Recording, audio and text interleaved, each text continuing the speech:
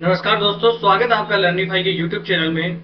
यह है अपनी इंडियन पॉलिटी की सीरीज, जिसमें आज हम देखने वाले हैं संघ और इसके क्षेत्र के बारे में। यानी कि इसमें हम देखेंगे आर्टिकल 1 से लेकर आर्टिकल 4 तक के बारे में। इससे पहले वाला जो अपना लेक्चर था, उस लेक्चर में हमने भारत के संविधान की प्रस्तावना के बारे में यानी प्रियम्बल के बारे में जानकारी हासिल कर ली थी। बहुत ही गहराई से हमने डिस्कशन किया था। उसमें मैंने एनसीईआरटी में जितने कंसेप्ट हो सकते हैं वो, और साथ ही साथ जो एम लक्ष्मीकांत में जितने कंसेप्ट दिए गए हैं वो, और पिछले सालों के एग्जाम्स में जो क्वेश्चन पूछे गए हैं उनको भी मिलाकर मैंने बहुत अच्छे से वो आपको समझा दिया है। अगर आपने वो बहुत अच्छे से समझ लिया और एक बार वो पूरी प्रस्तावना आपने याद कर ली है, तो आप समझिए कि प्रस्तावना से कोई भी क्वेश्चन आए, आप चाहे कंसेप्चुअल आए चाहे फैक्चुअल, आप बिल्कुल भी नहीं छोड़ोगे, है ना। तो वो हमने देख लिया है। अगर वो आपने नहीं देखा तो आप जाइए और वो आप लेक्चर एक बार देख लीजिए, ठीक है ना। देखो, पॉलिटी है वैसे बहुत आसान। एक बार कोई अच्छे से समझाने वाला मिल जाए ना, उसके बाद में पॉलिटी बहुत आसान है। और यही वो सब्जेक्ट है जिसमें आप बहुत अच्छे से नंबर खींच सकते हो, है ना। नहीं तो जैसे मिडिवल हिस्ट्री होगी, उसमें राजाओं के बारे में पूछेंगे, क्वेश्चन आपसे गलत हो जाएंगे। और आपको तो पता ही है आजकल करंट के क्वेश्चन किस प्रकार से आ रहे हैं और किस प्रकार से फैक्चुअल क्वेश्चन पूछे जा रहे हैं, है ना। अगर उनमें आपको नंबर या कम आते हैं या उनसे बचना है, तो आपको क्या करना पड़ेगा, पॉलिटी हो गया, इकोनॉमी हो गया, एनवायरमेंट हो गया, ये सब पोर्शन आपका स्ट्रॉन्ग, ज्योग्राफी है आपका पोर्शन स्ट्रॉन्ग होना चाहिए, है ना। तो अच्छे से पढ़िए, एक बार में सब कुछ पढ़ डालिए। तो चलो, ज्ञान बहुत हो गया, आज का लेक्चर शुरू कर लेते हैं। इसमें देखेंगे संघ और इसके राज्य क्षेत्र के बारे में। तो जो अपना संविधान का भाग 1 है, उस भाग में तो कोई पूछे कि कौन से भाग में भारत के संघ और उसके क्षेत्र के बारे में दिया है, तो भाग 1 में। कोई पूछे कि कौन सी अनुसूची में दिया है, तो आप कहना अनुसूची 1 में। कोई पूछे कितने से लेकर कितने आर्टिकल में, तो आप कहना 1 से लेकर 4 आर्टिकल के बीच में, यानी 1 से लेकर 4 अनुच्छेद तक संघ और इसके राज्य क्षेत्रों की चर्चा की गई है। अब भारत में जो संविधान का अपना संविधान है, उसके अनुच्छेद 1 में क्या कहा गया है, उसमें क्या कहा गया है, India that is Bharat shall be union of India, shall be union of states, ये वाली बात कही गई। यानी इंडिया यानी भारत, इंडिया जो कि भारत है, राज्यों का संघ होगा। ये ऐसा कुछ नहीं लिखा है, ये सब इंडिया जो कि भारत है, राज्यों का संघ होगा, है ना। अब संघ का मतलब यहां पर क्या है, इंग्लिश में इसको लिखना हो तो यूनियन। पहले हमने जब पढ़ना शुरू किया था तो हम कंफ्यूज हो जाते थे, क्योंकि एक तरफ लिखा होता था कि संविधान में कहीं भी संघ शब्द का उल्लेख नहीं है, और बाद में आ जाता है कि राज्यों का संघ होगा। तो फिर हम कहते थे कि सर ये क्या बात है, यहां तो कह रहा संघ है और यहां कह रहा संघ नहीं है। तो देखो, भारत राज्यों का यूनियन होगा। इंग्लिश में समझो, कुछ चीजें इंग्लिश में समझनी है। यूनियन होगा, यूनियन। हिंदी में तो दोनों का मतलब एक ही होता, संघ, चाहे वो फेडरेशन हो या फिर आपको यूनियन हो, दोनों का मतलब एक ही होता, संघ। परंतु इंग्लिश में समझो, फेडरेशन शब्द का उल्लेख नहीं है भारत में, किसका उल्लेख है, यूनियन का। यानी India that is Bharat shall be union of states, ऐसा लिखा हुआ है इसमें, है ना। अब इसका बात का मतलब क्या है, इसके बात का मतलब है दो। पहला, एक तो हमारे देश का नाम क्या होगा, एक तो हमारे देश का नाम क्या होगा, और दूसरे हमारी राज पद्धति किस प्रकार से है, यानी शासन व्यवस्था किस प्रकार से हमारे देश में चलाई जाएगी, ये वाली बात बताता ही है ये एक line, India that is Bharat shall be union of states. ठीक है। अपने देश का जब नामकरण किया जाना था, तो संविधान सभा में कुछ जो विद्वान थे, उन्होंने कहा कि हमें भारत का नाम जो है, अपना परंपरागत नाम जो है, उसको भारत को रहने दिया जाए। और कुछ जो लिबरल व्यक्ति थे, जो विद्वान थे, उन्होंने कहा कि नहीं भाई, इंडिया का नाम रखा जाना चाहिए, क्योंकि इंडिया के नाम से विदेशों में हमें जाना जाता है। तो फिर इस बात पे ये सहमति हो गई कि इंडिया और भारत दोनों ही हमें नाम रख लेने हैं इंडिया के। तो हमारा नाम दोनों है। अक्सर बचपन में हम समझ जाया करते थे कि भारत को इंग्लिश में इंडिया कहते हैं, नहीं, इंडिया हमारा नाम है, वो इंग्लिश हिंदी में नहीं है। जैसे भारत को भारत ही इंग्लिश में लिखेंगे, भारत ही हिंदी में लिखेंगे। पर एक ट्रेडिशन ऐसा चल पड़ा है कि जब भी हमें हिंदी में कहीं इस्तेमाल करना होता है, भारत कर लेते हैं, और जब भी हमें कहीं इंग्लिश में इस्तेमाल करना होता है, हम इंडिया कर लेते हैं। तो नाम दोनों है हमारे देश के, इंडिया भी है और भारत का। अब एक डिबेट अभी हाल फिलहाल में खड़ी हुई है कि नहीं, भारत का नाम जो है इंडिया नहीं, भारत होना चाहिए, तो गुलामी वाला। ऐसा कुछ नहीं है, गुलामी वाला नहीं, मस्त बकवास चीजें हैं सभी। इंडिया का नाम अंग्रेजों ने नहीं दिया है, अंग्रेजों से पहले कई सैकड़ों शताब्दियों पहले हमारा नाम इंडिया हुआ करता था। क्यों? क्योंकि जो सिंधु नदी है, इस सिंधु नदी को कहा जाता था इंडस नदी। जो पश्चिमी लोग आए, यूनानी लोग आए, उन यूनानियों ने इससे कहा सिंधु को हिंदू, है ना, इंडस, और इस सिंधु की नदी के पास में रहने वाले लोग हो गए हिंदू, और इस उसको कहते थे यूनानी भाषा में इंडस, तो इंडस के किनारे रहने वाले लोग हो गए इंडियन। तो इस प्रकार से इंडिया अपना नाम पड़ा था। ये तो बकवास बात है कि अंग्रेजों ने हमारा नाम जो है वो बहुत गलत तरीके से दिया है, वो ऐसा बकवास इन चीजों में आपको नहीं पड़ना। अपना नाम इंडिया भी है, अपना नाम भारत भी है, आपको जो नाम अच्छा लग रहा हो इस्तेमाल करो। दोनों नाम की इज्जत है। किसी का नाम कोई अलग होता है तो क्या वो उस नाम से खराब या वो हो जाता है? किसी का नाम वाला हरदयाल है, किसी का नाम राहुल है, तो क्या वो राहुल वाला बढ़िया हो गया और हरदयाल है वो गलत हो गया? है ना, नाम से कुछ नहीं होता, ऐसा बकवास बातें इनमें पड़ता ही नहीं। तो ये नाम हमारा हो गया। उसके बाद में दूसरा हमारा इसमें है कि भारत जो है इसकी राज्य पद्धति बताई गई है। तो क्या बताया गया है? हमारा देश जो है उसको संघ बताया गया। संघ मतलब यूनियन, फेडरेशन नहीं। फेडरेशन कहां है? यूएसए में है, वो फेडरेशन है। अपना देश यूनियन है, ना कि फेडरेशन। तो कभी भी देखना आप इस्तेमाल शब्दों का सुनेंगे तो अमेरिका के संदर्भ में जब भी आप सुनेंगे तो आप सुनेंगे फेडरल गवर्नमेंट, फेडरल कोर्ट, ऐसे जैसे federal bureau of investigation FBI. और जब हम भारत के पक्ष में सुनेंगे तो हम क्या रखेंगे? यूनियन गवर्नमेंट, है ना, इस प्रकार का नाम हम सुनेंगे। तो ये है क्या? क्योंकि हम जो हमारा देश है वो यूनियन है, ना कि फेडरेशन। अब इसका मतलब क्या हुआ? ये संघ जो है ये हमारे देश का ढांचा बताता है, संघीय, है ना, हमारे संविधान का ढांचा बताता है ये संघ। इसका मतलब क्या हुआ? जब अंबेडकर साहब को ये वाली बात पूछी गई कि आपने फेडरेशन शब्द का इस्तेमाल न करके यूनियन शब्द का इस्तेमाल क्यों किया, तो अंबेडकर साहब ने ये जवाब दिया कि मैंने संघ शक्ति जो है उसके जगह पर, संघ मतलब फेडरेशन, फिर आप समझना कंफ्यूज हो जाओगे, फेडरेशन की जगह पर उन्होंने यूनियन शब्द का इस्तेमाल क्यों किया? इस बात के लिए उन्होंने बताया कि इसके पीछे दो कारण है। पहले कारण तो क्या है? भारत का जो संघ है यानी भारत का जो यूनियन है वो राज्यों के बीच किसी समझौते का परिणाम नहीं है।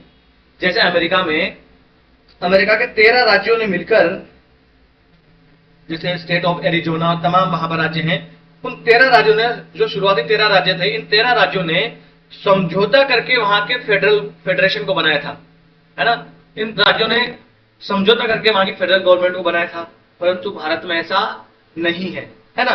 इसलिए हमने फेडरेशन की जगह पर यूनियन शब्द का इस्तेमाल किया है, क्योंकि भारत का जो संघ है यानी जो यूनियन है वो राज्यों के बीच किसी समझौते का परिणाम नहीं है।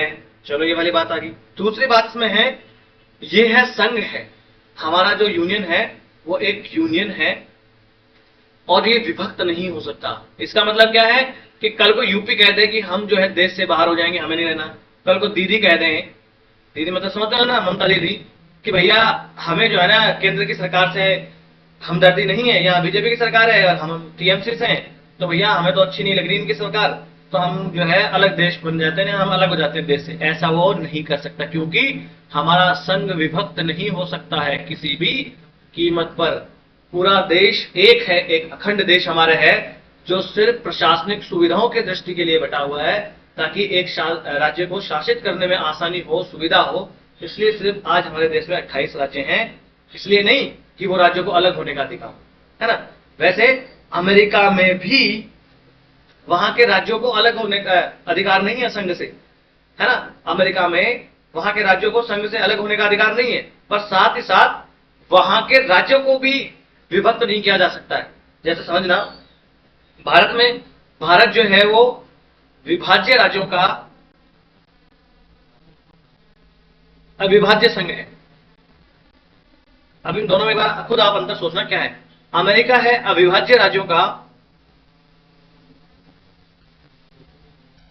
अविभाज्य संघ। इसका मतलब इनमें कुछ अंतर नजर आ रहा है आपको कि दोनों एक ही नजर आ रहे हैं? देखो, विभाज्य राज्यों का अविभाज्य संघ का मतलब क्या है कि हम राज्यों को तो विभाजित कर सकते हैं, परंतु संघ से उनको अलग होने की आजादी नहीं। जैसे समझो, एग्जाम्पल से अच्छे समझ में आता है, यूपी से 2000 में अलग होकर क्या बन गया? उत्तराखंड। बिहार से अलग होकर क्या बन गया? झारखंड। और एमपी से अलग होकर क्या बन गया? छत्तीसगढ़। मतलब अपने राज्य तो विभाजित हो सकते हैं, है ना, परंतु वो भारत के संघ से अलग नहीं हो सकते। और अविभाज्य राज्यों का अविभाज्य संघ ये कहाँ है? यूएसए में। ये कहाँ है? ऊपर वाला इंडिया में। इसका मतलब क्या है? मतलब अमेरिका में अभी कितने राज्य हैं? 50, है ना। अलास्का जो है वो 49 और 15 हवाई राज्य। अब देखो, तो अमेरिका की सरकार बिना राज्यों की मर्जी के इन 50 राज्यों को भी विभक्त नहीं कर सकती। कल को अलास्का से कोई भाग तोड़ के अलग राज्य बना दे, ऐसा नहीं कर सकती। एरिजोना से तोड़ के अलग राज्य बना दे, नहीं कर सकती। फ्लोरिडा से तोड़ के अलग राज्य बना दे, नहीं कर सकती। कैलिफोर्निया से तोड़कर अलग राज्य बना दे तो वहां की सरकार वहां के राज्यों की सहमति के बिना ऐसा नहीं कर सकती। इसका मतलब वहां के राज्यों को भी विभाजित नहीं किया जा सकता और संघ से तो विभाजित हो ही नहीं सकते। इसलिए अमेरिका अविभाज्य राज्यों का अविभाज्य संघ है। समझ में आ गया आपको बात? ठीक है। अब देखो यहां पर क्या है, भारत के संविधान के अनुसार, संविधान के अनुच्छेद 1 के अनुसार भारत का जो राज्य क्षेत्र है इनको 3 भागों में बांटा गया है। कौन से? एक तो राज्यों का क्षेत्र, एक संघ क्षेत्र और एक ऐसे क्षेत्र जो भारत सरकार किसी भी समय अधिग्रहित कर सकती है। समझना एक एक चीजों को। एक तो क्या हो गया? राज्य क्षेत्र, एक हो गया संघ क्षेत्र और एक हो गया ऐसे क्षेत्र जिन्हें भारत की सरकार कभी भी अधिग्रहित कर सकती है। इसका मतलब कल को हम पाकिस्तान में हमला करके और वहां की एक राज्य को, बलूचिस्तान को हड़प कर और अपने देश में शामिल कर ले, वो किस में आएगा? इस प्रकार से तीसरी श्रेणी में आएगा। समझ रहे? तो इस प्रकार से हमारे अनुच्छेद 1 के अनुसार भारत के क्षेत्र में ये 3 जो है क्षेत्र शामिल होंगे। एक तो राज्य क्षेत्र, एक संघ क्षेत्र और एक ऐसे क्षेत्र जिन्हें सरकार भविष्य में अधिग्रहित कर सकती है ना। अब मैंने ऑलरेडी जब आपको अनुसूचियों वाला चैप्टर पढ़ाया था, अनुसूचियों के बारे में बताया था, तब बताया था कि राज्य और जो संघ शासित प्रदेश हैं, यानी जो यूटीज हैं और स्टेट्स हैं, इनके नाम, उनके क्षेत्रों के विस्तार, ये सब के सब किसमें बताए गए हैं? पहली अनुसूची में दर्शाए गए हैं। इस वक्त हमारे देश में 28 तो राज्य हैं और 9 नहीं है, अभी हमारे यहाँ 8 केंद्र शासित प्रदेश हैं, क्योंकि दादर नागर हवेली और दमन दीव, इन दोनों को मिला के एक ही केंद्र शासित प्रदेश अब कर दिया गया है। ये डेटा थोड़ा यहाँ से थोड़ा सा पुराना है। ठीक है साहब। अब देखो, राज्यों के संदर्भ में संविधान के उपबंध की व्यवस्था जो है वो सभी राज्यों पर समान रूप से लागू, यानी एक जैसी व्यवस्था सब राज्यों में लागू है कि भाई एक सीएम होगा, एक वहां पर राज्यपाल होगा, इस प्रकार की हर राज्य में लागू है। परंतु कुछ राज्य ऐसे हैं जहां पर कुछ विशेष उपबंध भी किए हुए हैं, है ना, जैसे महाराष्ट्र, गुजरात, नागालैंड, आसाम, मणिपुर। एक तो जैसे 370 था, इसमें विशेष उपबंध है जेएंडके के बारे में, इसको तो हटा ही दिया गया है। एक है 371 में, 371 में खूब सारे राज्यों से संबंधित है कि नॉर्थ ईस्ट के राज्य हैं, उसमें आंध्र प्रदेश है, इस प्रकार के राज्यों के बारे में कुछ विशेष उपबंध दिए गए हैं क्योंकि वहां की परिस्थितियां थोड़ी सी अलग है ना। इसी के साथ साथ 5वीं और 6ठी अनुसूची में भी राज्यों में जो है अलग प्रावधान किए गए। अब 5वीं और 6ठी अनुसूची में क्या था? 5वीं अनुसूची जो है किसके लिए है? अनुसूचित जो क्षेत्र है, अनुसूचित जनजातीय क्षेत्र उनके लिए है, और 6ठी अनुसूची भी अनुसूचित जनजातीय क्षेत्रों के लिए ही है। परंतु ये 6ठी अनुसूची सिर्फ 4 राज्यों के लिए है। यही दोनों में फर्क है 6ठी और 5वीं अनुसूची में। 6ठी अनुसूची अमे मित्री, ये मैंने फॉर्मूला आपको बताया था, आसाम, मेघालय, मिजोरम, त्रिपुरा, इन 4 राज्यों के लिए है। बाकी राज्यों में जितने भी राज्य हैं उनमें अनुसूचित क्षेत्र हैं जनजातियों से संबंधित, उसकी चर्चा 5वीं अनुसूची में की गई है ना। ये बात आपको समझ में आ गई। अब देखो यहां पर एक बात समझने वाली है, जो हमने जब नया नया पढ़ना शुरू किया था तो हमें कंफ्यूजन बहुत होती थी। देखो यहां है भारत का क्षेत्र, है ना, उसमें भारत का संघ से ज्यादा व्यापक क्षेत्र लिए हुए, है ना। यानी 2 चीजें, एक है भारत का संघ और एक है भारत का राज्य क्षेत्र। ये दोनों में कोई आपको फर्क लग रहा है कि दोनों अलग अलग है कि एक ही है? सोचो, दोनों अलग अलग है। देखो भारत का संघ में क्या है? भारत के संघ में सिर्फ स्टेट शामिल है, राज्य जो है ना, यानी 28 राज्य जो हैं वो सिर्फ इस भारत के संघ में शामिल है। और जो भारत का क्षेत्र है ना, इसमें ना सिर्फ राज्य बल्कि इसमें यूटी और साथ ही साथ ऐसे भी क्षेत्र शामिल हैं जिन्हें भविष्य में भारत सरकार अधिग्रहित कर सकती है। इसलिए बड़ा क्षेत्र किसका हुआ? भारत के राज्य क्षेत्र का क्षेत्र बड़ा हुआ, भारत के संघ से। ऐसा स्टेटमेंट कंसेप्चुअल यूपीएससी में पूछा जा सकता है। आजकल यूपीएससी ऐसे बाल के खाल निकाल रही है ना, तो ये आपको अच्छे से समझना है ना। यही बात इस पर यहां पर लिखी हुई है, ठीक है। देखो, जो राज्य हैं अपने, वो केंद्र के साथ शक्तियों के बंटवारे में हिस्सेदार हैं, है ना। क्योंकि अपने यहाँ क्या है, केंद्र सूची है, राज्य सूची है और समवर्ती सूची है। इस प्रकार से अलग अलग प्रकार की हमारे यहाँ सूचियां बनी है, जिनमें अलग अलग विषय दिए गए, है ना। जो संघ शासित प्रदेश है ना, वो संघ शासित प्रदेश सीधे केंद्र सरकार के अंडर में आते हैं, और केंद्र सरकार के अंडर में आते हैं तो उनका कोई अपना अलग से कोई सूची नहीं है। यहां पर कानून कौन बनाएगा, तो वहां पर कानून बनाएगी केंद्र सरकार ही, सेंटर ही वहां पर कानून बनाएगी। अब आप कहोगे सर दिल्ली और पांडिचेरी और साथ ही साथ JNK के बारे में आपको क्या कहना है। तो इन तीनों जो ये यूनियन टेरिटरीज हैं, इन यूनियन टेरिटरीज के लिए थोड़े से विशेष प्रावधान है ना। आर्टिकल 239 AA इसमें है दिल्ली से संबंधित प्रावधान, पांडिचेरी के आर्टिकल 239 A में प्रावधान है ना।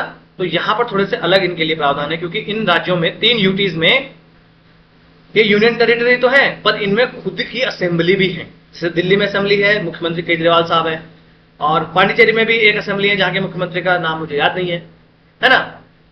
जम्मू कश्मीर में भी असेंबली है, अभी उसके चुनाव नहीं है, पर जब वहां पर चुनाव होंगे तो वहां की एक असेंबली है, भले ही वो यूनियन टेरिटरी।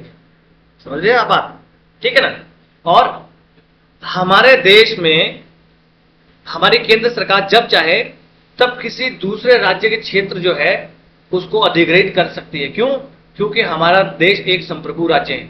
संप्रभु होने का यही तो मतलब है कि हम जो है किसी देश को अधिग्रहित कर सकते हैं, और हम अपने देश की सीमा किसी दूसरे देश के हक में छोड़ भी सकते हैं, और छोड़ा भी है हमने और ग्रहण भी किए। आगे एग्जाम्पल के साथ आपको बताऊंगा, है ना। जैसे हम किसी देश के साथ संधि करके वहां की क्षेत्र को अपने अंदर ले सकते हैं, उपहार पर ले सकते हैं, खरीद सकते हैं, लीज पे ले सकते हैं, है ना।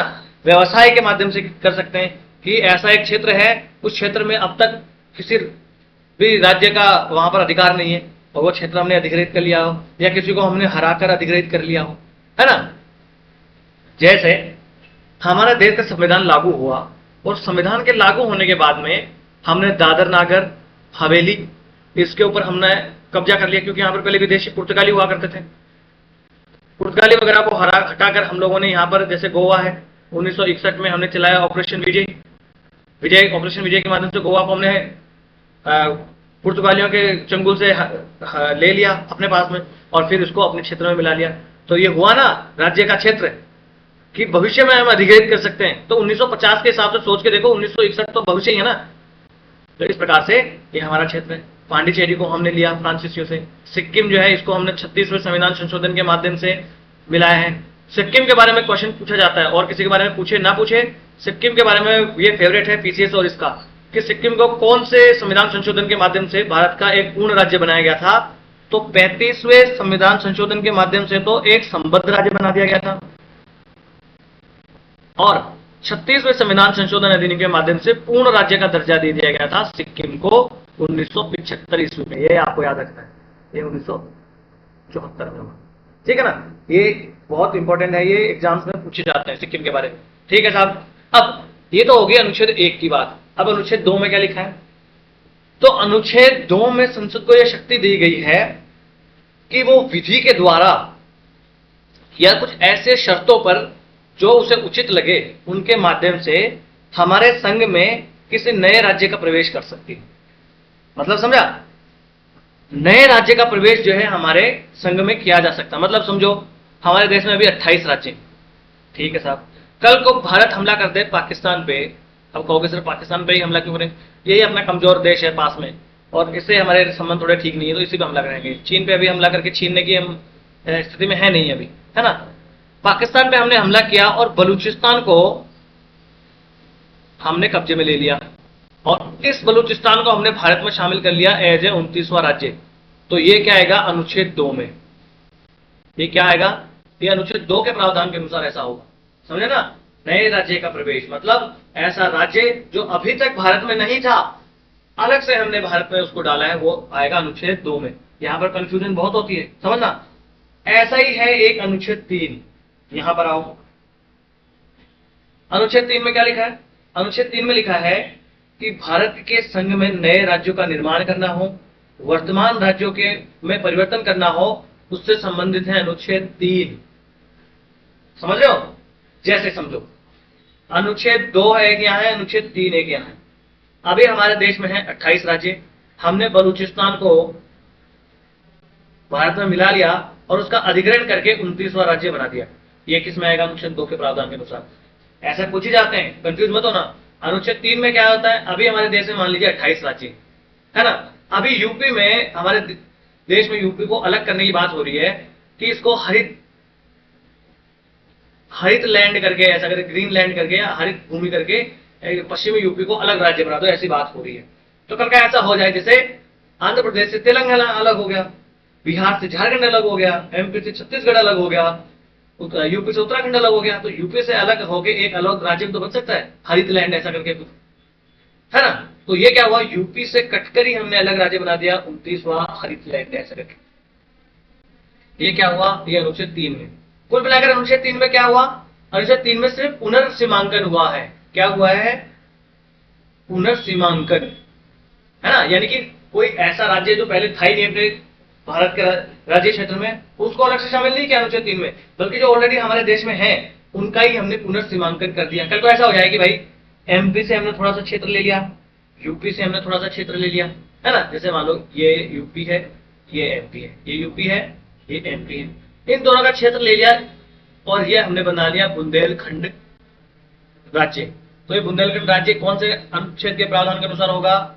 अनुच्छेद 3 के अनुसार, क्योंकि इसमें सिर्फ पुनर्सीमांकन किया गया है। यानी इसमें से थोड़ा सा ले लिया, इसमें से थोड़ा सा ले लिया, नया राज्य बना दिया, या इसका अलग करके नया राज्य बना दिया। ये क्या हो गया? अनुच्छेद 3 में। अनुच्छेद 2 में मतलब ऐसा क्षेत्र जो हमारे राज्य क्षेत्र में अब तक है ही नहीं, नया ही हमने लिया है वो। तो ये इनका दोनों का आपको अंतर रखना है या याद रखना है ना।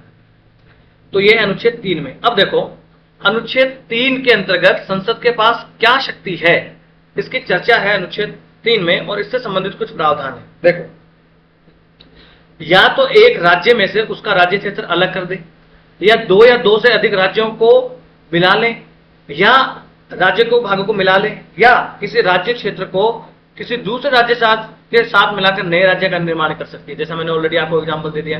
क्या? जैसे हमने देखा कि बिहार से झारखंड अलग हो गया, तो ऐसा भी कर सकते हैं ना कि एक राज्य से कुछ हिस्सा लेके, यानी ये पूरा बिहार था, इस बिहार का इतना हिस्सा लेके हमने झारखंड बना दिया, ठीक है ना। या क्या किया जा सकता है? भाई दो राज्य हैं, ये यूपी है, ये एमपी है, तो इनका ये वाला क्षेत्र हमने ले लिया, थोड़ा सा एमपी का ले लिया, थोड़ा सा यूपी का ले लिया और बुंदेलखंड राज्य बना दिया। हो सकता ना। इस प्रकार से हम राज्यों का निर्माण कर सकते हैं अनुच्छेद 3 के अनुसार। इसके अंतर्गत क्या होगा? हम किसी के राज्य क्षेत्र को बढ़ा सकते हैं। मतलब कल ऐसा भी तो हो सकता है ना, जैसे आज ऐसी बात हो रही है कि देखो इसका सुन लो। अभी क्या है? दादर नागर हवेली और दमन दीव। ये अब तक हमारे यहाँ 2 यूटीज हुआ करती थी, एक यूटी ए और एक यूटी ए। अब संविधान ने, सरकार ने क्या किया? अनुच्छेद 3 के प्रावधान के अनुसार दादर नागर हवेली और दमन दोनों को जोड़ दिया और एक यूटी बना दिया, दादर नागर हवेली और दमन दीव, है ना। तो ये वाली बात होगी ना, किसी राज्य के क्षेत्र को बढ़ा सकेगी। तो अब क्या होगा? इस राज्य का क्षेत्र बढ़ गया ना, बढ़ गया कि नहीं बढ़ गया भाइयों बहनों? बढ़ गया। ऐसा भी हो सकता है कि किसी राज्य का क्षेत्र घटा सकती है ना। जैसे मान लीजिए घटेगा कैसे? अब मान लीजिए एक बड़ा सा राज्य राजस्थान मान लीजिए, आप होगे सर यूपी के पीछे पड़े हो, राजस्थान का क्षेत्र है, राजस्थान बहुत बड़ा है। तो कल को भारत सरकार ये कहते हैं कि भैया राजस्थान का ये जो पश्चिमी पार्ट है ना, इसकी अलग समस्याएं हैं और पूर्वी की अलग समस्या है, इस पश्चिमी राजस्थान को हम अलग राज्य घोषित कर दे रहे हैं। तो इस राजस्थान का तो क्षेत्र कम हो गया ना, इस राजस्थान का तो क्षेत्र कम हो गया ना। तो इस प्रकार से किसी राज्य का क्षेत्र ये घटा भी सकती है और किसी दूसरे राज्य में भी मिला सकती है। ऐसा कर दे कि भाई जो कोटा वाला क्षेत्र है उस क्षेत्र को काट के मिला दे यूपी में, और जो सिरोही वाला जो क्षेत्र है वो काट के मिला दे गुजरात में। तो राजस्थान का तो राज्य क्षेत्र कम हो गया ना। तो इस प्रकार से किसी राज्य का क्षेत्र घटा भी सकती है और किसी राज्य की सीमाओं में परिवर्तन कर सकती है। तो ये जब घटाना बढ़ाना हो तो सीमाओं में परिवर्तन हुआ ना, और तो और किसी राज्य के नाम में परिवर्तन भी कर सकती है। समझ में आई आपको बात? हाँ, है ना। जैसे राज्यों के नाम में परिवर्तन हुआ, पहले आज जो कर्नाटक है, इस कर्नाटक का नाम पहले कर्नाटक नहीं था, इसका नाम पहले हुआ था मैसूर हुआ करता था। समझ रहे ना? तो क्या हुआ, इस कर्नाटक का नाम बदल के क्या कर दिया गया, माफ कीजिएगा, मैसूर जो है पहले नाम हुआ करता था, इसका नाम बदल के कर्नाटक कर दिया गया, उल्टा बोल गया, है ना। तो मैसूर का नाम पहले बदल के आज क्या कर दिया गया, कर्नाटक कर दिया गया। तो नाम में परिवर्तन किया जा सकता है। आप देखो, ममता दीदी कहती हैं कि भैया पश्चिम बंगाल जो है ये हमको नाम अच्छा नहीं लग रहा, हमको इसका नाम करके करना है बंगला या बंगाल करना है सिर्फ, ऐसा ममता दीदी कहती हैं। तो इसका नाम परिवर्तन करने की शक्ति ममता दीदी के पास नहीं है, यानी कि राज्य के पास नहीं है। इसका नाम परिवर्तन कौन करेगा, केंद्र सरकार करेगी। कैसे करेगी अभी ये भी देखेंगे, है ना। तो इसका नाम परिवर्तन करना हो कि पश्चिम बंगाल से बंगाल, तो कौन करेगा, केंद्र सरकार। कैसे, तो अनुच्छेद 3 के माध्यम से करेगी, है ना। अब देखो, अब ऐसा कुछ करना हो कि किसी राज्य के सीमाओं में परिवर्तन करना हो, बढ़ाना हो, घटाना हो, नाम परिवर्तन करना हो, तो केंद्र सरकार करेगी, यानी कि संसद करेगी। केंद्र सरकार भी नहीं, संसद करेगी। और संसद करेगी, पर इसमें 2 शर्तें हैं, इन 2 शर्तों का पालन आपको करना पड़ेगा। इनके बिना जो है केंद्र सरकार परिवर्तन नहीं कर सकती। कौन सी शर्तें? पहले शर्त तो है कि ऐसा कोई भी अध्यादेश या कोई भी बिल अगर संसद में रखना है कि फलाने राज्य का नाम परिवर्तन करना है, समझो पश्चिम बंगाल का नाम बदल के अगर हमें करना है बंगाल, तो ऐसा सबसे पहले तभी किया जा सकेगा, ऐसे बिल को संसद में रखने से पहले राष्ट्रपति से पूर्व मंजूरी लेनी पड़ेगी। यानी पहले राष्ट्रपति के पास जाएंगे, मुर्मू जी के पास, और मुर्मू जी को बोलेंगे कि राष्ट्रपति जी, आपसे हमारी सविनय विनम्र निवेदन है कि हम पश्चिमी बंगाल की असेंबली की ओर से आए एक प्रस्ताव को आगे बढ़ाने के लिए पश्चिमी बंगाल का नाम बदलकर हम बंगाल करना चाहते हैं, आप हमें इस पर मंजूरी दें। तो राष्ट्रपति जी इस पर मंजूरी देंगी, उसके बाद में ही ये लोकसभा या राज्यसभा में रखा जाएगा। पहली शर्त होगी, ठीक है ना। दूसरी शर्त क्या है, ये वाले जो प्रस्ताव आया है, जो ये बिल आया है, इस बिल को राष्ट्रपति क्या करेंगे, राज्य के विधानमंडल के पास भेजेंगे पहले, जैसे पश्चिमी बंगाल के पास भेजेंगे, पश्चिम बंगाल विधानमंडल के पास भेजेंगे। किसके लिए, उसके ऊपर उसका मत जानने के लिए कि भाई ये मोदी जी कह रहे हैं कि नाम बदलना है, ममता दीदी ने कहा है, तो दीदी आप कह रही हैं कि नाम बदलना है कि ये झूठे मूठे कह रहे हैं। तो राष्ट्रपति जी किसको भेजेंगे, दीदी को भेजेंगे कि दीदी इसके ऊपर आप जो है अपना मत बताओ, है ना।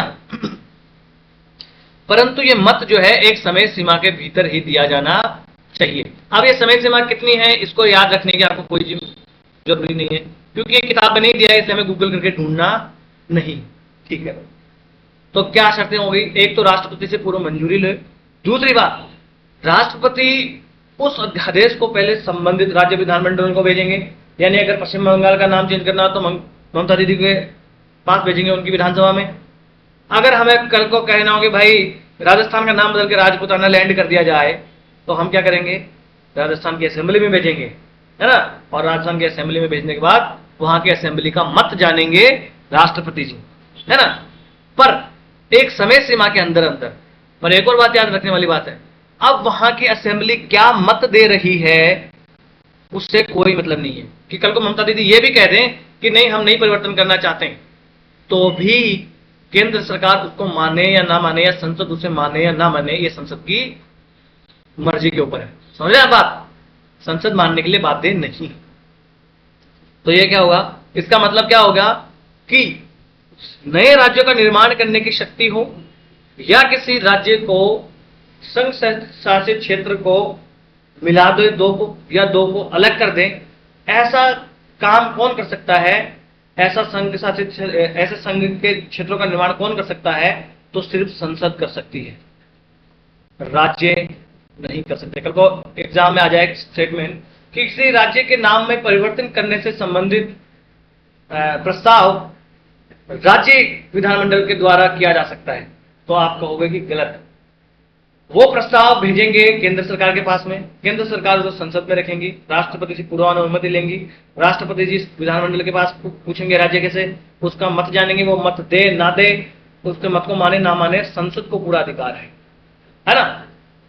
देख, विधानमंडल के मत को मानने के लिए बातें नहीं है, राष्ट्रपति या संसद उसे स्वीकार या अस्वीकार किया जा सकता है। और अगर ऐसा अध्यादेश हर बार रखना हो तो हर बार राज्य के लिए अलग से संदर्भ बनाना जरूरी नहीं कि हर बार राज्य को पूछना जरूरी है, नहीं, है ना। और अगर किसी यूटी का नाम चेंज करना है, किसी यूटी का ही नाम चेंज करना है, तो फिर तो वहां के राज्य विधानमंडल को भी पूछने की जरूरत नहीं है, क्योंकि सब यूटी में तो विधानमंडल होता ही नहीं है ना, क्योंकि यूटी तो सीधा सीधा किसका क्षेत्र है, केंद्र का क्षेत्र है। तो बिना उसको कुछ पूछे सीधी तरीके से नाम परिवर्तित कर सकती है, अगर यूनियन टेरिटरी की बात है। अगर मैं यूनियन टेरिटरी को यूटी बोलूं तो आप शॉर्ट में समझ जाना, है ना।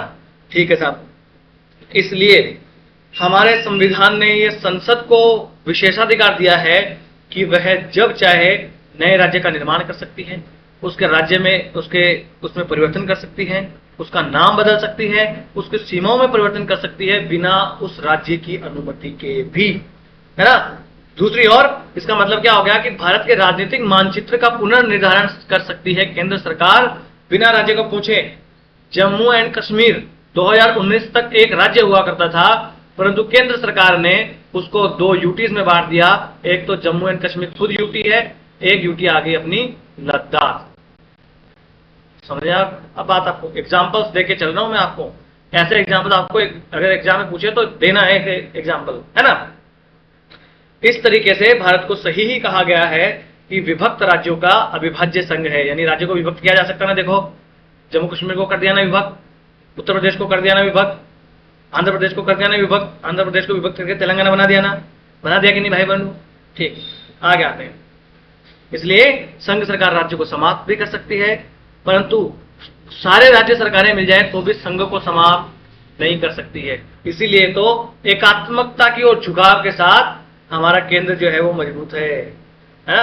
एकात्मकता के साथ झुकाव वाला संघ अपने देश में पहले ही पढ़ा था ना, कहां से लिया गया है? ये कनाडा से लिया गया है। ठीक है। दूसरी तरफ अगर अमेरिका में जो क्षेत्रीय एकता है या राज्यों का अस्तित्व है ना, उसको संविधान के द्वारा गारंटी दी गई है। यानी कल को फ्लोरिडा का नाम बदल के बाइडेन साहब को कुछ और रखना हो, हुलुलुलु रखना हो, तो वहां की सरकार जो है वो हुलुलुलु नहीं कर सकती, वहां की सीनेट जो है वो ऐसा नहीं कर सकती। ऐसा करने से पहले, उनकी सीमाओं में परिवर्तित करने से पहले वहां के राज्यों से अनुमति लेनी पड़ेगी। अमेरिका में 50 राज्य है ना, उन 50 राज्यों में से अनुमति लेनी पड़ेगी अगर नाम में परिवर्तन करना है ना। इसलिए अमेरिका को क्या कहा गया है? अविभाज्य राज्यों का अविभाज्य संघ। मतलब वहां के राज्य भी अविभाज्य हैं, उनका संघ भी अविभाज्य है। इसका मतलब ऑलरेडी मैं ऊपर बता चुका हूं। अब आ जाते हैं, देखो अनुच्छेद 1 में हमने देख लिया India that is Bharat shall be union of India, ये बताया गया। अनुच्छेद 2 में हमने देख लिया कि नए राज्यों का प्रवेश करना हो। अनुच्छेद 3 में क्या देख लिया हमें? भाई पुनर्सीमांकन करना हो,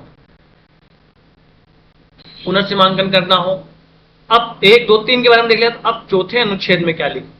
चौथे अनुच्छेद में क्या लिखा है?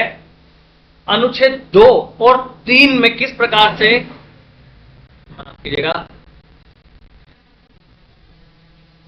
तभी लोग बाहर बुलेट चला रहे हैं गलत तरीके से।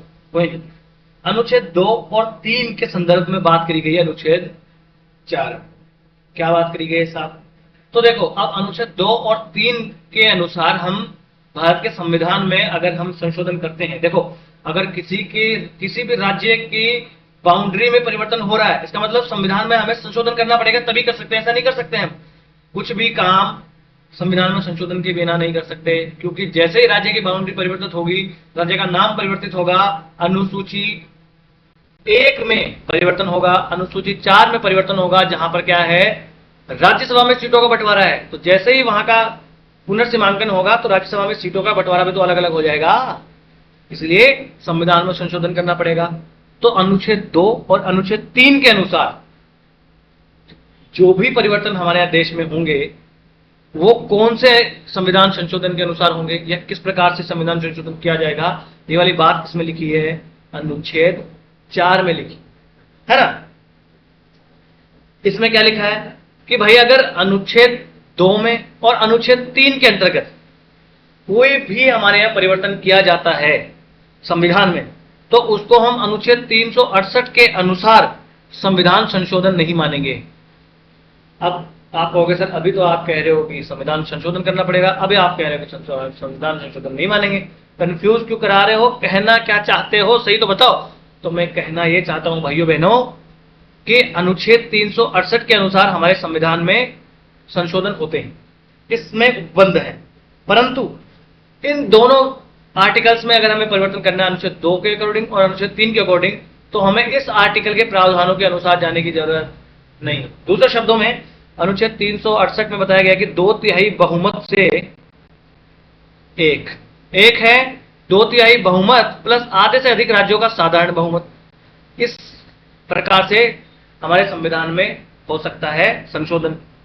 परंतु अगर हमें अनुच्छेद 4 के अनुसार अनुच्छेद 2 और 3 में परिवर्तन करना हो तो हमें विशेष बहुमत की आवश्यकता नहीं है। हम सिर्फ और सिर्फ साधारण विधायी प्रक्रिया के माध्यम से, यानी साधारण बहुमत से, यानी उपस्थित और मत देने वालों के आधे से अधिक अगर वोट कर दें तो हम अनुच्छेद 2 और अनुच्छेद 3 के अकॉर्डिंग परिवर्तन कर सकते हैं। ये लिखा है अनुच्छेद 4 में। समझ में आया? एक बार में नहीं आया तो दोबारा इसको पढ़ना, ठीक है। देखो अब ये एक बात उठी कि भाई क्या अनुच्छेद 3 के अंतर्गत हमारी सरकार को या संसद को ये अधिकार है कि हम किसी राज्य क्षेत्र को समाप्त कर दें या हम भारतीय क्षेत्र को किसी और देश को दे दें, ऐसा कोई अधिकार है? ये वाला मामला उठा 1960 में। और 1960 में कौन सा केस था? कल मैंने बताया था बेरुबाड़ी केस। अब देखना ये केस है ना, ये हर अलग अलग चीजों में प्रयुक्त होंगे। कल हमने देखा था ना प्रस्तावना वाला, कि प्रस्तावना भाग है कि नहीं है, तो तब भी बेरुबाड़ी वाला मामला आया था।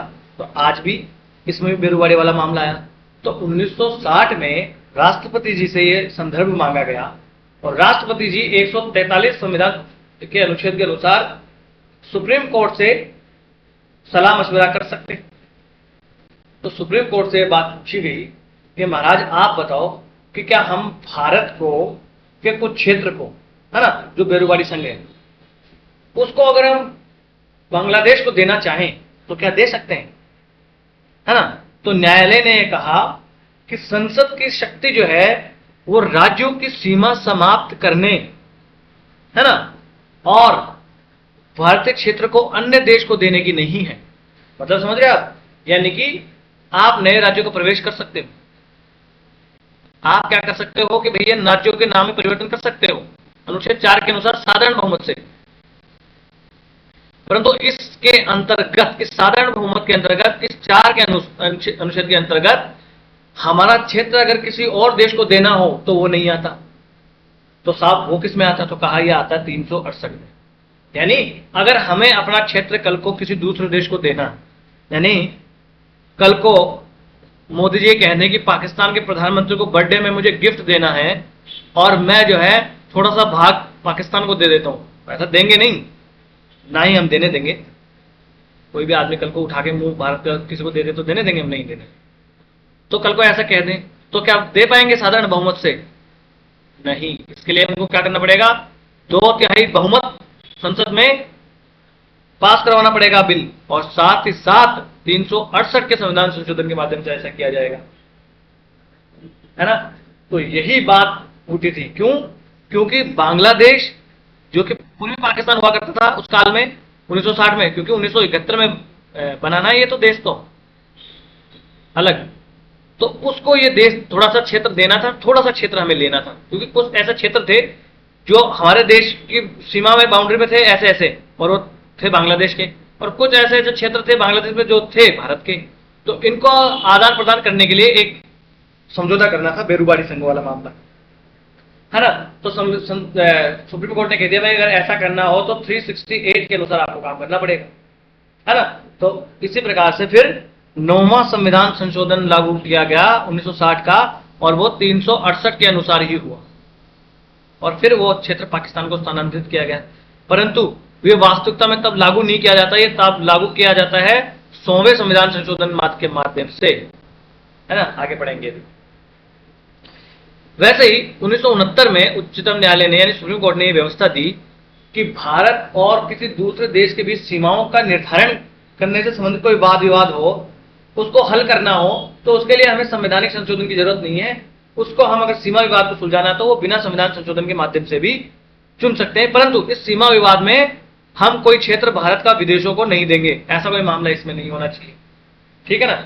अब देखो, ये बांग्लादेश के साथ हमें क्षेत्रों का आदान प्रदान करना था, है ना।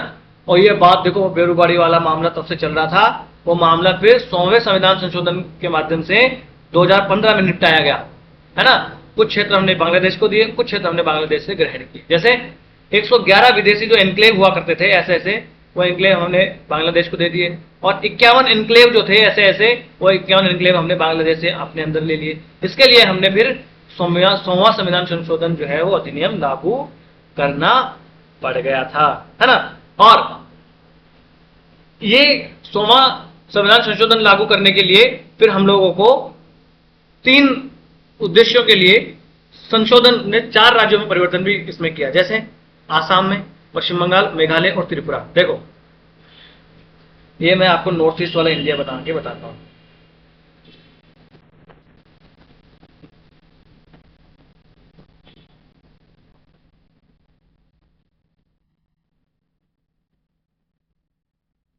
है ना। ये क्या है, ये इधर नेपाल है और आगे छोड़ो, ये नॉर्थ ईस्ट इंडिया अपना। तो इसमें कौन कौन से राज्य में परिवर्तन था, देखो यहां पर कौन सा राज्य है, यहां है मेघालय। ठीक है साहब, यहां ये आपको राज्य दे रखा होगा एक इस प्रकार से, ये तो अरुणाचल प्रदेश है। ये जो राज्य आपको दे रखा है यहां पर, ये इस प्रकार से यहां तक जो है, ये है आसाम। ये क्या है यहां पर, त्रिपुरा। ये क्या है, मेघालय। और ये यहां पर अपना देश लगा हुआ, यहां से लेकर यहां पर इस प्रकार से, ये है पश्चिमी बंगाल। और ये यहां पर क्या है, बांग्लादेश। कल्पना करते चलना, एकदम मैप पे मजा ना कि सर ने गलत मैप या अजीब सा मैप बना दिया, है ना। कल्पना करना बहुत जरूरी है। तो देखो, इस बांग्लादेश से कौन से राज्य लगे हैं, पश्चिम बंगाल, ये यहाँ पर मेघालय लगा है, ये यहाँ पर आसाम लगा है, ये यहाँ पर त्रिपुरा लगा है। तो ये 4 राज्यों से कुछ क्षेत्र हमने दिया बांग्लादेश को, कुछ क्षेत्र ग्रहण किया। तो जब इन राज्यों से कुछ क्षेत्र लिया, कुछ क्षेत्र दिया, तो इनमें क्षेत्र में तो परिवर्तन आया ना, सीमा में तो परिवर्तन आया। और जब जब सीमा में परिवर्तन होगा तो संसद कहाँ होगा, संशोधन कहाँ होगा, अनुच्छेद 1 में, क्योंकि वहां पर राज्यों का नाम दिया गया है ना। राज्यों का वहां पर आपको सीमांकन दिया गया, और अनुसूची 4 में और अनुसूची 1 में यहां भी परिवर्तन होगा। अनुसूची 4 में क्या है, यहां पर है भाई कितने राज्यसभा सदस्य आएंगे, और अनुसूची 1 में क्या है, सीमा वगैरह दी होती है हर राज्य की, नाम दिया होता है। इसके लिए हमें यह संशोधन करना पड़ा, है ना। ये सब लिखा है, कितनी किलोमीटर लंबी जमीन दी है, कोई हमें देखने की जरूरत नहीं है।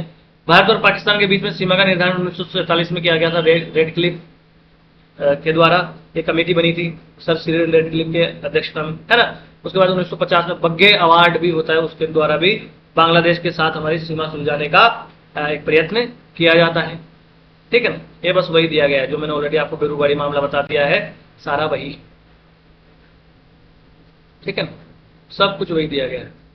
अब देखो, ये बातें तो सारी हो गई, अनुच्छेद 1 से लेकर 4 तक जो चीजें जाननी थी वो जान ली। अब कुछ एडिशनल चीजें जानते हैं। क्या एडिशनल चीजें भाई, केंद्र शासित प्रदेशों और राज्यों का उद्भव किस प्रकार से हुआ ये देखते हैं। तो देशी रियासतों का एकीकरण कैसे किया गया। तो जब 1947 में अपना देश आजाद हुआ, तो उस समय भारत में क्या था, एक तो ब्रिटिश भारत था जहां पर डायरेक्ट राज था अंग्रेजों का, एक था रियासतें यानी राज्य रजवाड़े। ठीक है साहब, उस काल में भारत में लगभग 562 रियासतें हुआ करती थी, आजादी के समय की बात बता रहा हूं। परंतु इसमें से कुछ रियासतें तो पाकिस्तान में चली गई, उसके बाद में बचती हैं 552 रियासतें भारत में। उन 552 में सब रियासतों ने सीधा सीधा भारत में एकीकरण कर लिया, कोई ज्यादा आप कहो कि विरोध के बिना। विरोध तो हालांकि किया, पर पटेल साहब ने लगा के पूरा दम और एक कर लिया, तभी तो उनको लौह पुरुष कहते हैं। ठीक है साहब, अब 3 ऐसी रियासतें बच गई जिनका नाम आपको पता है, एक जम्मू एंड कश्मीर, एक हैदराबाद और एक जूनागढ़। ये 3 जो है कह रहे हैं कि भाई जम्मू कश्मीर कह रहे हैं हम तो स्वतंत्र रहेंगे, हैदराबाद कह रहे हैं हम तो स्वतंत्र रहेंगे, जूनागढ़ कह रहे हैं हम तो पाकिस्तान में मिलेंगे। उसके बाद में क्या किया जाता है, उसके बाद वही किया जाता है जो मंजूर पटेल साहब होता है। हैदराबाद को पुलिस कार्रवाई के द्वारा ऑपरेशन पोलो, कौन सा ऑपरेशन पोलो चलाया जाता है। पोलो नाम क्यों रखा जाता है, क्योंकि हैदराबाद में पोलो बहुत खेला जाता है। जूनागढ़ को जनमत संग्रह के द्वारा, कि जूनागढ़ का नवाब जो होता है वहां का, वो तो भाग जाता है कहां पर, पाकिस्तान में भाग जाता है। ये बेनजीर भुट्टो वगैरह है ना, उन्हीं की वंशज हैं। और कश्मीर को मिला लिया जाता है विलय पत्र के माध्यम से, मिला लिया जाता है। इस प्रकार से इनको भारत में मिला लिया जाता है। इस प्रकार अगर हम देखें तो उस समय भारत में एक कोई, आपको ये सब याद रखने की जरूरत नहीं है चीजें, कोई यूपीएससी में नहीं पूछता ये चीजें, है ना। उस टाइम भारत में फिर बातें ऐसे उठी, राज्यों का जब पुनर्गठन करने की बात आई, राज्यों का पुनर्गठन करने की जब बात आई, तो ये कहा जाने लगा कि भाई भाषा के आधार पर, ये इंपॉर्टेंट चीजें हैं, भाषा के आधार पर राज्यों का पुनर्गठन हो। ऐसी बात हुई। अब देखो, अभी अभी देश आजाद हुआ है, सारी दुनिया ये आस लगाई बैठी है कि भारत अब टूटेगा, अब टूटेगा, क्योंकि लोगों को लगता था इतना विविधता वाला देश चलेगा नहीं, क्योंकि यूरोप के जो देश थे वो कैसे थे, जर्मनी, सिर्फ जर्मन भाषा बोलने वाले, जर्मनी वाले हैं। इस प्रकार से भाषा, एक एक धर्म फॉलो करने वाले नाम है, वहां पर देश बन गए। उनको लग रहा था भारत में इतनी भाषा, इतने धर्म, इतनी संस्कृति, ये तो बिल्कुल नहीं बचेगा। परंतु भैया हमने, हमारे देश ने बहुत बड़ा, आपको मैं कह रहा हूं, एक परिचय दिया है एक अखंडता और एकता का, है ना, और एक भाईचारे का, कि अब तक हमें उस काल की सरकार को भी हमें इसके लिए धन्यवाद देना होगा। आज सरकारें कुछ भी कर लें, कैसे भी करके आप उस काल की सरकारों को, नेहरू जी को बदनाम कर लें, पर उनके सिवा कोई दूसरा होता तो भैया हमारे यहाँ भी डिक्टेटरशिप आ जाती, जैसा पाकिस्तान में आ गई, जैसा आपको हो कि ऑलमोस्ट बांग्लादेश में भी है, श्रीलंका के टुकड़े टुकड़े हो गए, गृह युद्ध वहां हो गया है। और आप देखो म्यांमार में, आप देखो अफगानिस्तान में, कहाँ शांति है। तो ये हमारे उन्हीं दादा परदादाओं का, हमारे राजनेताओं का ये हम पे कर्ज है, एक का सम्मान हमें इस बात के लिए करना चाहिए, है ना। तो ऐसी बात उठी कि भाई भाषा के आधार पर राज्यों का पुनर्गठन। तो नेहरू जी ने सोचा यार भाषाओं के आधार पर, नेहरू जी ने भी और भी उस काल में जो मंत्रिमंडल में हुआ करते थे, उन्होंने सोचा यार भाषाओं के आधार पर राज्यों का पुनर्गठन होने लगा, तो भारत में तो हजारों भाषाएं, सैकड़ों भाषाएं बोली जाती है, कल को फिर राज्य टूटेंगे और ये एक अखंडता हमारे भंग ना हो जाए इस चीज से। इसलिए पहले एक समिति बनाई जाती है, धर आयोग, एस के धर की अध्यक्षता में। ये समितियां आपको याद रखनी है, इनकी क्रोनोलॉजी भी याद रखनी है, पहले कौन सी गठित हुई, बाद में कौन सी। तो एस के धर की अध्यक्षता में एक कमेटी बनाई जाती है।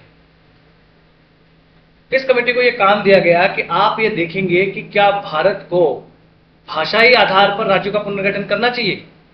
तो धर आयोग ने सीधा सीधा मुंह पे मना कर दिया कि भाषाई आधार पे हम लोगों को राज्यों का पुनर्गठन नहीं करना चाहिए। ठीक है साहब। उस काल तक भारत में, आंध्र प्रदेश में एक व्यक्ति हुआ करते थे, पोट्टी श्रीरामुलु, क्या नाम से, पोट्टी श्रीरामुलु नाम के व्यक्ति हुआ करते थे आंध्र प्रदेश में, गांधीवादी व्यक्ति थे, बहुत अच्छे आदमी। ये यहां पर पूरा जोर शोर से आंध्र प्रदेश में जो है वो आपको की मद्रास में, कहां पर, मद्रास में, मद्रास जो प्रेसिडेंसी होती है ना उसमें ये होता है। तो ये पूरे जोर शोर से आंदोलन चला रहे होते हैं कि भाई भाषा के आधार पर आंध्र प्रदेश को तेलुगु भाषी क्षेत्र से जो है वो अलग किया जाना चाहिए तमिल भाषी से। पहले मद्रास में तमिल और तेलुगु दोनों भाषा बोली जाती थी, परंतु फिर तेलुगु भाषी क्षेत्र को अलग करके आंध्र प्रदेश और तमिल भाषी क्षेत्र से तमिलनाडु बनता है, इसी मद्रास प्रेसिडेंसी से अलग होकर, है। तो धर आयोग ने सीधे सीधे मना कर दिया कि नहीं भाई भाषाई आधार पर नहीं होगा। पोट्टी श्रीरामुलु और आंदोलन को तेज कर देते हैं। तो नेहरू जी, पटेल साहब, ये सब जो हैं आते हैं, आप कहो कि थोड़ी हरकत में कि नहीं भाई रामलू जी आप रुको, हम देखते हैं। ठीक है, देखो 1948 में एस के धर की अध्यक्षता में ये नियुक्त की गई थी, भाषाई प्रांत आयोग की नियुक्ति की थी। दिसंबर 1948 में ही ये 6 महीने के अंदर अंदर अपनी रिपोर्ट पेश कर देते हैं और सीधा सीधा मना कर देते हैं कि भाषाई आधार पर पुनर्गठन नहीं होना चाहिए, बल्कि प्रशासनिक सुविधा के लिए जो है पुनर्गठन कर दिया जाना चाहिए। तो इसकी वजह से असंतोष फैल जाता है खूब ज्यादा, क्योंकि दक्षिण भारत में भाषा के आधार पर राज्य के पुनर्गठन की बातें होने लगती हैं। इसलिए इससे परेशान आकर फिर 1948 में एक और समिति बना दी जाती है JVP, जवाहरलाल नेहरू वल्लभ भाई पटेल और पट्टाभी सिद्धरामैया, ये भी याद रखना। तो पहले SK धर, फिर JVP समिति 1948 में जून में, ये दिसंबर 1948 में, ये डेट्स भी आपको याद रखना है और इनका क्रोनोलॉजी तो याद रखना ही है। उसके बाद में जवाहरलाल नेहरू वल्लभ भाई पटेल और पट्टाभी सिद्धरामैया की अध्यक्षता में JVP समिति बना देते हैं। JVP समिति 1949 में अप्रैल में अपनी रिपोर्ट पेश करती है और यह भी सीधा मना कर देती है, भाई भाषा के आधार पर पुनर्गठन नहीं होना चाहिए। अब मद्रास में आंदोलन तेज हो गया, पोटी श्री रामुलु बैठ जाते हैं भूख हड़ताल पर। क्या करते हैं? पोटी श्री रामुलु भूख हड़ताल पर बैठ जाते हैं और 55 दिन की भूख हड़ताल करते हैं और 56वें दिन उनकी मृत्यु हो जाती है भूख हड़ताल से।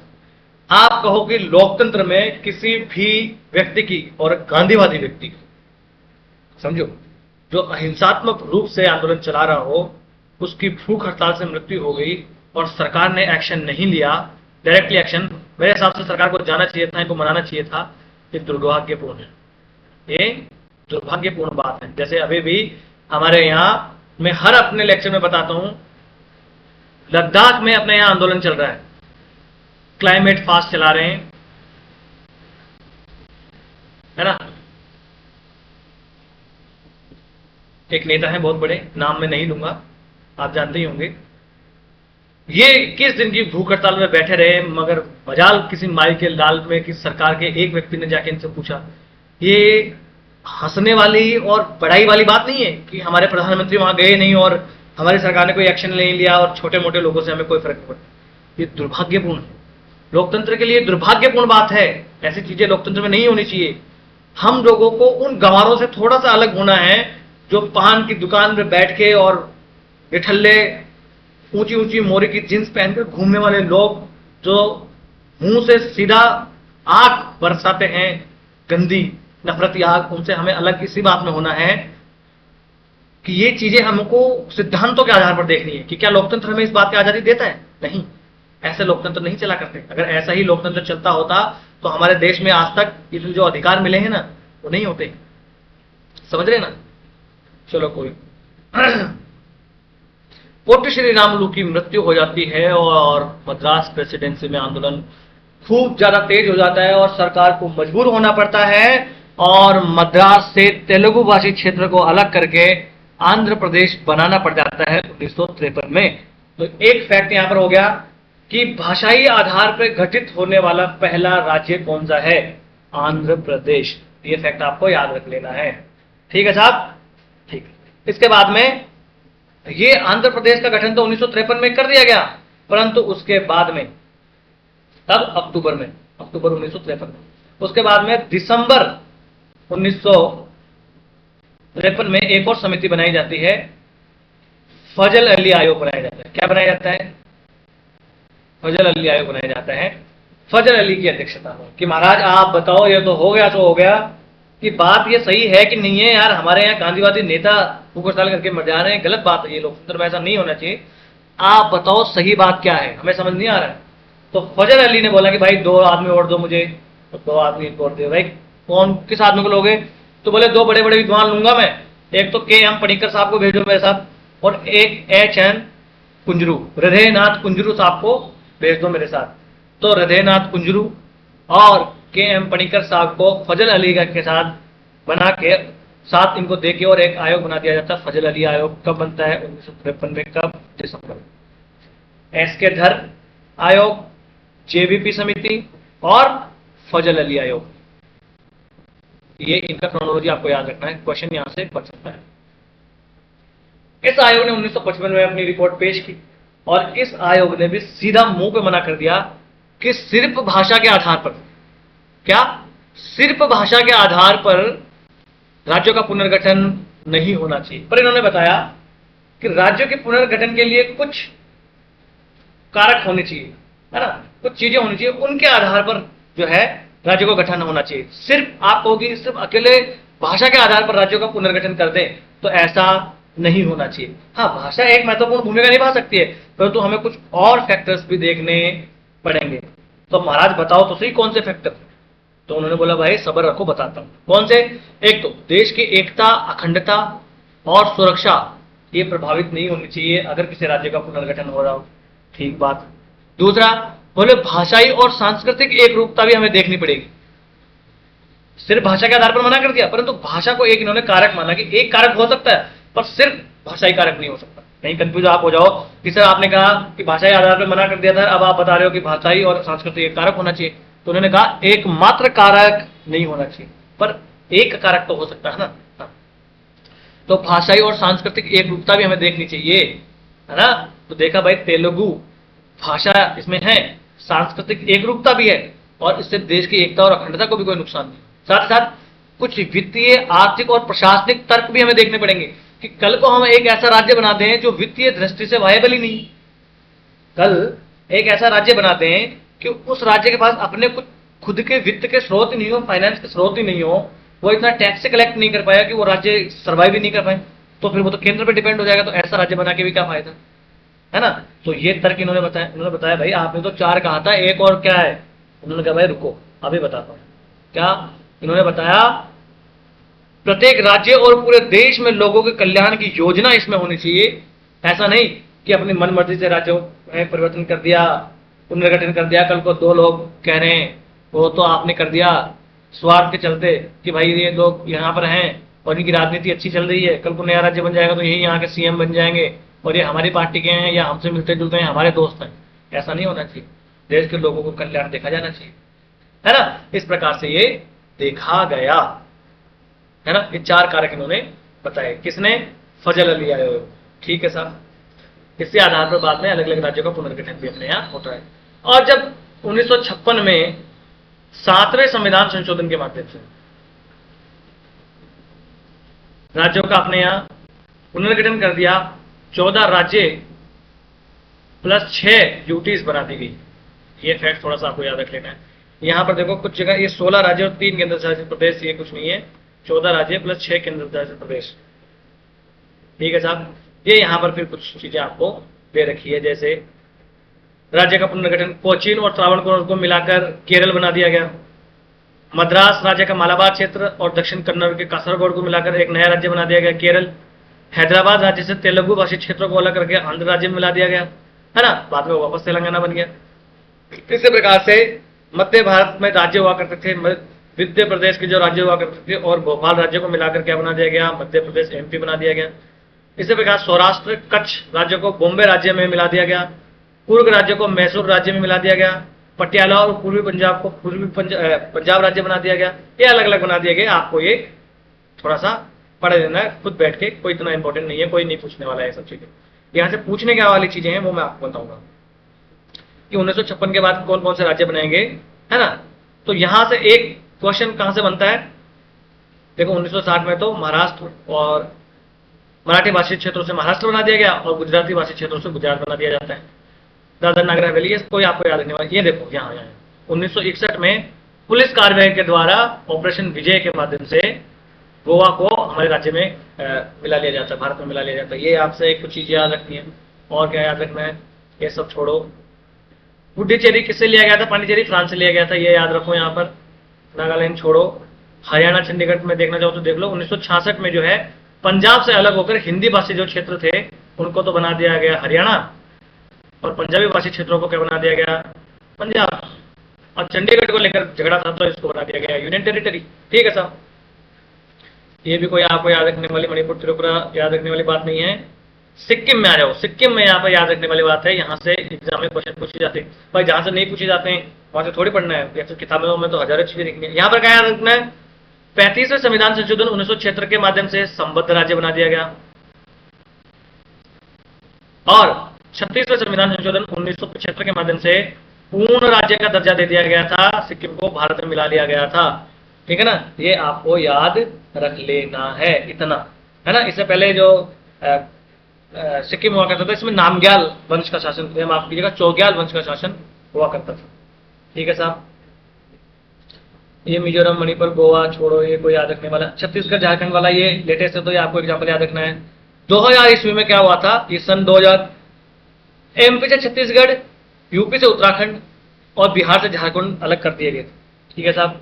तेलंगाना को 2014 में कहां से, तो आंध्र प्रदेश से अलग करके राज्य बना दिया गया था, यह लेटेस्ट है। और इसके बाद में नया सबसे लेटेस्ट पुनर्गठन किया गया। अच्छा, यूपीएससी मेंस में एक बार ऐसा क्वेश्चन बन गया था कि भारत में राज्यों का पुनर्गठन जो है एक सतत प्रक्रिया रही है, सिद्ध कीजिए, ऐसा करके कोई क्वेश्चन था। तो आपको क्या करना है, हमें बताना है, थोड़ा सा इंट्रोडक्शन आपको दे देना है ब्रिटिश टाइम के अंदर कि किस प्रकार से अलग अलग राज्य रजवाड़े करके ब्रिटिश भारत बना दिया गया। फिर सीधा आपको आ जाना है आजादी के टाइम पे 14 राज्य प्लस 6 केंद्र शासित प्रदेशों पे, और ये तीनों समिति का नाम एस के धर, जेवीपी और फजल अली, इनका नाम उसमें आपको मेंशन कर देना था। साथ ही साथ 14 राज्य 6 केंद्र शासित प्रदेश पे आगे। फिर सीधा आपको कहां आ जाना था, बीच बीच में कुछ एग्जाम्पल देना था, तो एक सिक्किम का एग्जाम्पल दे देते, एक हरियाणा और इनका एग्जाम्पल दे देते, तो सीधा आप आ जाते 2000 में, और छत्तीसगढ़, झारखंड और उत्तराखंड का एग्जाम्पल दे देते। फिर 2014 में आ जाते हैं कि यहां पर तेलंगाना का एग्जाम्पल दे देते हैं, और फिर 2019 में आके आपको सीधा जम्मू एंड कश्मीर का उदाहरण दे देना था। इस प्रकार से अगर आप कर देते क्वेश्चन, आपके बहुत बढ़िया मार्क्स आ जाते, है ना। देखो, कुछ राज्यों के नाम में भी परिवर्तन किया गया था, जैसे आज के यूपी को पहले संयुक्त प्रांत कहा जाता था, मद्रास जो है इसका नाम बाद में तमिलनाडु रख दिया गया था, है ना। सबका याद रखने की जरूरत नहीं है। उत्तरांचल पहले रखा गया था नाम, उसका नाम बदल के उत्तराखंड कर दिया गया था। पहले कर्नाटक का नाम मैसूर हुआ करता था, उड़ीसा का नाम बदल के ओडिशा कर दिया गया। इस प्रकार से बस इतनी चीजें आपको याद रखनी है, ये भी नहीं है, बस एग्जाम्पल्स के तौर पर आपको याद रहे कि कहीं मेंशन करना हो मेंस वगैरह में तो वो आपको हो जाए। ये देखो 14 राज्य उस काल में, अभी के राज्य देखो 28 राज्य हैं और 8 केंद्र शासित प्रदेश हैं। ये आपको याद होना चाहिए, ठीक है ना। बस ये आपको याद नहीं रखना, आंध्र प्रदेश की क्या अधिनियम में परिवर्तन किया गया, ये कोई आपको याद नहीं रखना है, ठीक। ऐसा कोई आज तक क्वेश्चन नहीं बना है यूपीएससी मेंस में और प्रीलिम्स में। बस वही है, आपको एग्जाम्पल देना हो ना पुनर्गठन से संबंधित, तो सीधा मैंने जो एग्जाम्पल आपको देके बताया उन्हीं में से आपको एग्जाम्पल दे देना है। देखो, बस आज का लेक्चर हम यही समाप्त कर लेते हैं। अगला जो लेक्चर होगा इसमें हम नागरिकता से संबंधित प्रावधान पढ़ेंगे, आर्टिकल 5 से लेकर शायद 9 या 10 तक, वहां तक हम जो है इन आर्टिकल के बारे में देखेंगे। नागरिकता से संबंधित प्रावधान देखेंगे कि नागरिकता के संबंध में क्या प्रावधान है, 5 से लेकर 11 तक है, ठीक है। तो चलिए आज का लेक्चर यहीं समाप्त कर लेते हैं। इस लेक्चर की अगर आपको पीडीएफ चाहिए तो आप जाइए लर्निफाई अनलॉकिंग नॉलेज के नाम से, टेलीग्राम पे अपना चैनल है और डिस्क्रिप्शन बॉक्स में लिंक भी दिया हुआ है। वीडियो अगर आपको अच्छा लगा हो तो लाइक कर दीजिए और चैनल को सब्सक्राइब कर लीजिए। और भी आपको कोई सलाह देनी हो या कोई सलाह लेनी हो तो आप हमें निश्चिंत होकर कमेंट बॉक्स में लिख सकते हैं और बड़े ही लोकतांत्रिक ढंग से हम अपने इस छोटे से परिवार को आगे बढ़ाएंगे। नमस्ते, धन्यवाद।